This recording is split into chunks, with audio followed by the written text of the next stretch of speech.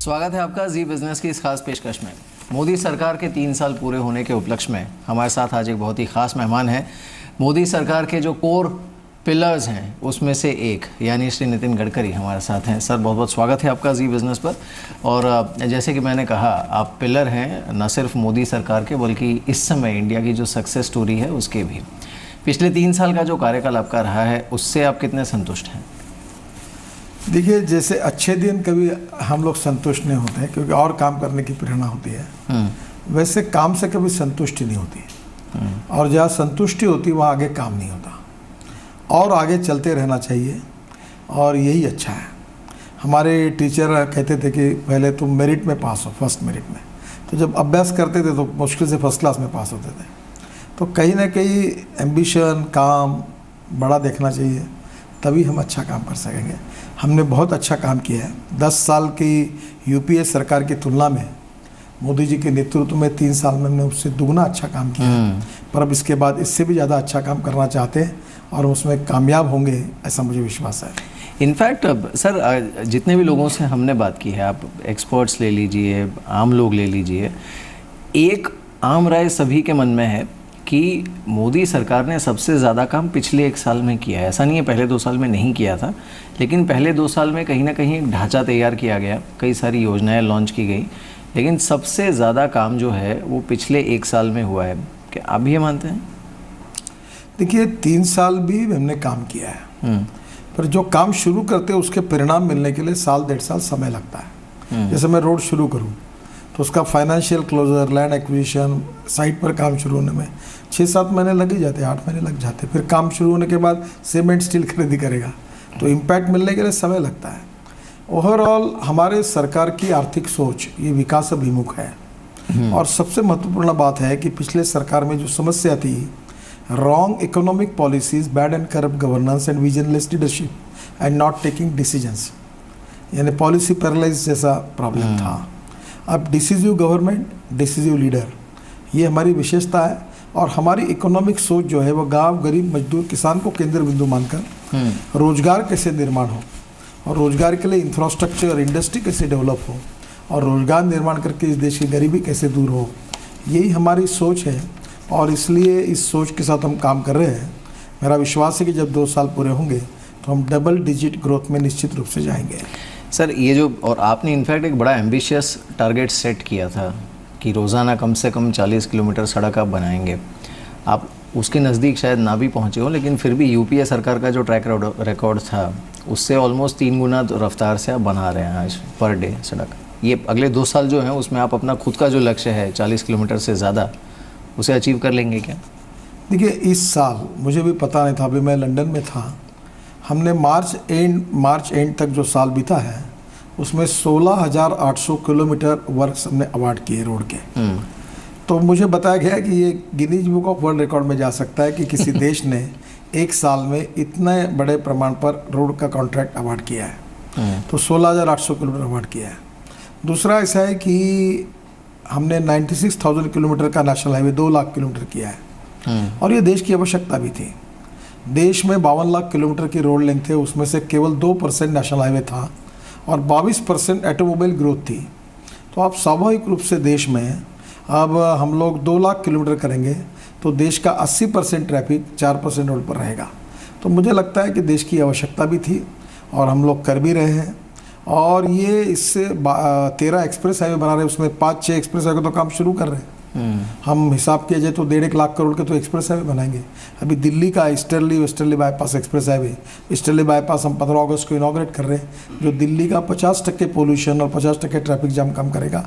और ये हम कम समय में इतना बड़ा स्टेट ऑफ आर्ट ऐसा हाईवे पूरा कर रहे हैं। तो जिस प्रकार से, जिस गति से हम काम कर रहे हैं, उससे मैं निश्चित रूप से कह सकता हूँ कि ये देश की इंफ्रास्ट्रक्चर की तस्वीर बहुत तेज़ी से बदल रही है। हमने जो जम्मू कश्मीर में जो हमारी टनल खोली, जिसके कारण 42 किलोमीटर रोड लेंथ का अंतर जिसके लिए 2 घंटा लगता था, वो केवल 7 मिनट में होगा, 2 घंटे की बचत हो गई। और 5 टनल बना रहे कश्मीर में, तो इससे जयपुर से जम्मू से श्रीनगर का डिस्टेंस जो 11 घंटे लगते थे, 2018 समाप्त होने के पहले हम 4-4.5 घंटे में डिस्टेंस लोग पार कर सकेंगे, ऐसा रोड बनाएंगे। सर और एक दो जो एम्बिशियस योजनाएं थी आपकी, एक तो सागरमाला प्रोजेक्ट, अब वो प्रोजेक्ट अपने आप में इतना बड़ा है and it can actually be a game changer project Indian economy के लिए भी, उसमें जो ज़मीनी हकीकत है इन टर्म्स ऑफ प्रोग्रेस वो क्या है, और दूसरा जो चार धाम को जोड़ने वाला प्रोजेक्ट है उस पर क्या है प्रोग्रेस? देखिए, चार धाम का प्रोजेक्ट 12,000 करोड़ का और 1,000 किलोमीटर की नई रोड बन रही है हरिद्वार से। इसमें टनल से वाइडक्ट है, ये ऑल सीजन रोड है। बद्रीनाथ, केदारनाथ, गंगोत्री और यमुनोत्री को जोड़ने वाला है। इसमें से 6-6,500 करोड़ के काम हमने अवार्ड कर दिए हैं। अब हमें land acquisition, environment, forest clearance और काफ़ी बातों में राज्य सरकार का सहयोग चाहिए। वहाँ एग्रीगेट कर बंदी आ गई, अगर वही नहीं मिलेगा तो काम कैसे कर पाएंगे। पर मुख्यमंत्री के साथ मेरी कल मीटिंग है और उनका सहयोग है, तो मुझे लगता है उसमें मार्ग निकलेगा।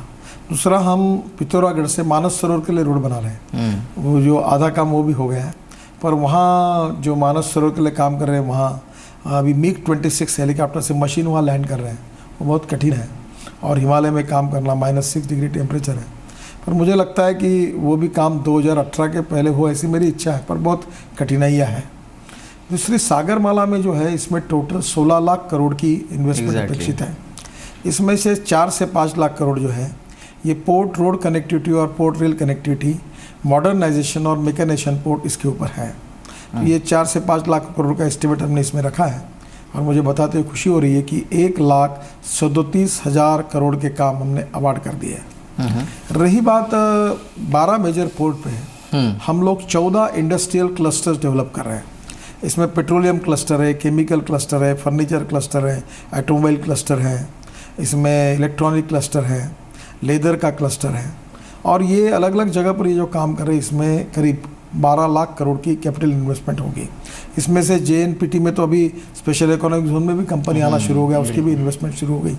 तो मुझे ऐसा लगता है कि आने वाले समय में निश्चित रूप से ये भी काम हम कम से कम 5 साल के अंदर पूरा करें, ऐसा सोच रहे हैं। तो 5 साल में देश की तस्वीर बदलेगी। हम 6 नए पोर्ट बना रहे हैं, 111 नदियों को इनलैंड वाटरवेज बना रहे हैं। और आज ही कैबिनेट ने जो सेंट्रल रोड फंड रहता था उसमें 2% कम करके हमको 2,000 करोड़ ये इनलैंड वाटरवेज के लिए पहली बार आज सैंक्शन की है। तो मुझे लगता है कि अब निश्चित रूप से इसमें गंगा में और ब्रह्मपुत्रा में तो काम शुरू है, और अम्बा रिवर में, और जुआरी और मांडवी नदी में, और बंकिंघम कैनाल। तो ऐसे 5-6 तो में तो काम बिल्कुल शुरू होने की स्थिति में आया। पर मेरा टारगेट है कि इस साल दिसंबर होने के पहले मैं 10 नदियों का काम शुरू करूंगा और 2018 के पहले कम से कम 5 से 6 नदियों का काम पूरा करूंगा। तो ये 20,000 किलोमीटर की रिवर लेंथ है, कहीं कैनाल है, कहीं नदी है। ये भी देश के इंफ्रास्ट्रक्चर के लिए बहुत बड़ी बात होगी। और ये सभी प्रोजेक्ट जो है, इसके ऊपर हम वॉर फुटिंग पे काम कर रहे हैं, पैसे की कोई कमी नहीं है। और मुझे लगता है कि हम निश्चित रूप से लोगों की अपेक्षा के अनुरूप हम खरे उतरेंगे और ये काम जल्दी पूरा होगा। इसमें sir, before we move on, क्योंकि आपने कहा कि ये पैसे की कमी नहीं है, अब काफ़ी बैंकर्स या फिर जो इंडस्ट्रियलिस्ट जिनसे हमारी बात होती है, जो कि इंफ्रास्ट्रक्चर स्पेस में हैं, उनकी बस एक कंसर्न है कि प्रोजेक्ट क्लियर हो जाता है, सैंक्शन हो जाता है एट गवर्नमेंट लेवल, लेकिन उसे ग्राउंड लेवल पे ट्रांसलेट होने में, right from funding the project, project financing से लेकर जो बाकी सारे लूज एंड्स हैं, वो कवर करने में अभी भी थोड़ा टाइम लैग है। देखिए, अभी प्रॉब्लम ये है कि मैं जब मंत्री बना तो 403 प्रोजेक्ट 3,85,000 करोड़ रुपए के बंद पड़े थे, स्टॉल प्रोजेक्ट हैं। अगर मैं ये कहूँ तो बताऊँ सच तो कोई अड़चन नहीं है, पर मैं कहीं किसी को टिका आप बेशक बोल सकते हैं। मैंने इस देश के राष्ट्रीयकृत बैंकों को 3 लाख करोड़ के NPA से बचाने का काम हमारे विभाग ने किया है। और आज बैंकों में प्रॉब्लम अब थोड़ा सा मेरी जो तकरार है कि हम लोग सब करने के बाद, लैंड वगैरह देने के बाद, बैंक 1-1 साल तक फाइनेंशियल क्लोजर नहीं कर रहे हैं। थोड़ा उनकी भी दिक्कतें होगी। पर मैं ये कहना चाहूँगा आपके मार्फत बैंकर्स को, अब रोड सेक्टर में कोई प्रॉब्लम नहीं, कोई ऑब्स्टेकल्स नहीं है। आप बिल्कुल सपोर्ट करिए, अब रोड का काम फास्ट होगा। परिस्थितियाँ बदली है, पुरानी बातों को छोड़ दो और आप फाइनेंस करो, आपको इसमें रिजल्ट भी मिलेंगे और आपको फाइनेंस करना फ़ायदेमंद भी रहेगा। ये जो GST है, इनफैक्ट जितने भी लोगों से हमने फीडबैक लिया है, वो सारे ही मानते हैं कि ना सिर्फ मोदी सरकार की टर्म में, बल्कि आज़ाद भारत के 2 जो सबसे बड़े रिफॉर्म हैं वो आप ही ने किए हैं, आप ही की सरकार ने। एक तो डिमोनेटाइजेशन और दूसरा GST। अब GST रोल आउट भी होने वाला है। ट्रांसपोर्ट सर्विसेज को जिस स्लैब में रखा गया है 5% में, उसका इम्पैक्ट आप क्या देख रहे हैं इंडस्ट्री पर? देखिए, आज ही सुरेश प्रभु जी से मेरी बातचीत हुई है।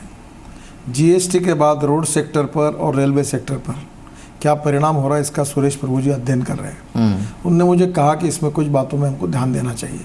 सुरेश प्रभु जी चार्टर अकाउंटेंट है, उनका अध्ययन पूरा होने को जीएसटी से मुझे जानकारी नहीं है। हम दोनों मिलकर फिर फाइनेंस मिनिस्टर से बात करेंगे। लेकिन सर इसमें एक जो हमारी कुछ इंडस्ट्री पार्टिसिपेंट से भी बात हुई, एक कंसर्न उनकी ई व्हीकल्स को लेकर है या फिर पोल्यूशन फ्री व्हीकल्स को लेकर, और ये आपके रडार पर भी रहा है, आपने काफ़ी प्रमोट किया है इस तबके को। लेकिन वो जीएसटी का जो पूरा ढांचा है उसमें वो अनफॉर्चुनेटली 28% के ब्रैकेट में जा रहा है। तो वो जो इंसेंटिव था ई व्हीकल्स तो पेट्रोल और डीजल के व्हीकल के तुलना में इलेक्ट्रिक व्हीकल के ऊपर कंसेशन मिलेगा।